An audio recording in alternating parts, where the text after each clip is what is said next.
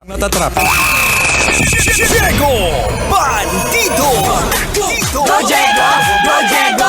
Go Diego! EDSA.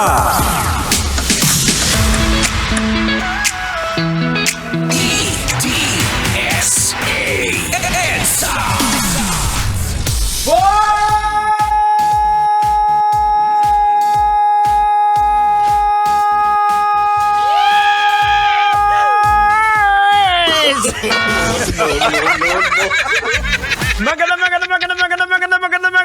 Magandang gabi, Metro and Mega Manila. Ang oras natin, we got 32 minutes makalipas sa oras ng alas 7 ng gabi. How are you doing? Okay ka lang da? Siyempre mga kabisyo, ito pa rin po ang programang EDSA.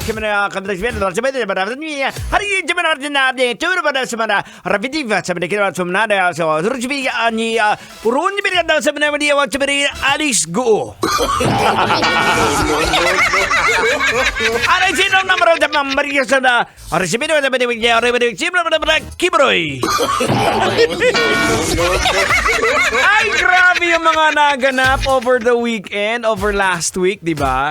Anyways, mga kabisyo, magandang gabi sa'yo, Manon Driver. Don't worry. Lakasan mo lang yung volume ng radyo. I'm sure, hindi ka aantukin dito sa ating programa dahil ito ang programang gigising sa iyong katawang lupa. Ito ang programang EDSA. the best of your folk rock and country music. Ito na, hindi na natin patatagalin to. Masarap pag-usapan to. Pag-usapan na natin to. Guro sa Sugbo, isang teacher, kinagat ang kanyang mga estudyante dahil gusto niyang makita ang mga abs. Oh no! No. Isang lalaking teacher ang nireklamo matapos umano niyang kagatin ang dalawa niyang lalaking estudyante dahil gusto niyang makita ang abs. Samantala, ang mga estudyanteng kinagat umano ni Sir ay 17 at 14 years old. Ayon sa tatay ng isang estudyante, sinabi umano ng teacher sa kanyang anak na hubarin ng t-shirt para makita ang abs. No. At kung hindi siya susunod, paparusahan siya. Ngunit sa kahit na sinabihang maghubad, aban ako at naghubad, ikinagat pa rin ang estudyante. Alam mo kung saan, Tang? Saan? Sa kilikili!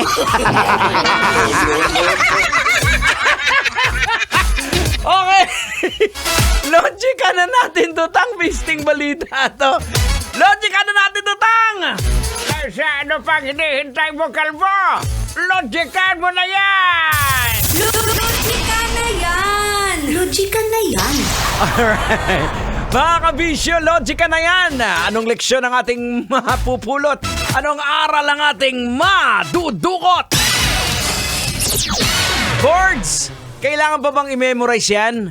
Basic, pag ganitong usapin, ang teacher na involved sa pangangagat ay isang ano, Tang? Bakler! Bihira naman, oh. At syempre mga kabisyo, eto nga, ano kaya, Tang, ang nangyari? Bakit? Bakit pinakita na yung abs, kinagat pa rin sila sa braso, Tang? Bakit? Ay, malamang siguro baka nanggigil si Sir. Posible nga. Naumul-umul si Sir. Na mga kabisyo, logikan po natin, ang mga ganito pong uri ng pag-uugali ay labis na nakakabahala at hindi po katanggap-tanggap. Maaring sanhi po ito ng kawalan ng pagka-professionalism ni Sir, pang-aabuso sa kapangyarihan at pagkaroon ng maling intensyon ng guro. Ang isang guro ay tungkulin po protektahan, pangalagaan ng mga estudyante. Kaya kung bakit nagawa ito ng isang teacher, ay malamang may problema sa psychologically. Paglabag po ito sa moral na tungkulin. Kaya minsan talaga bantayan natin yung mga sarili natin. Lalo na pag naging emosyonal tayo, nakakagawa po tayo ng mga maling bagay. Gaya na lang ng kapitbahay mo, Boards. Oh, di ba? Nang makita niya na maglalaba pa lang yung borders nila, sinimplihan niya. Kinuha niya yung panty na lalabhan pa lang. Ano kaya tang ginawa niya, tang? Ha? Tang! Aray! Bakit? Ay, peste ka! Ano akala mo sa akin? Manyakis! Alam kong gagawin niya! Sorry na! Ito pa rin po ang Love Radio 90.7. Kailangan ba bang i-memorize yan? Basic! Kailangan pa bang i-memorize yan? Love Radio. Basic!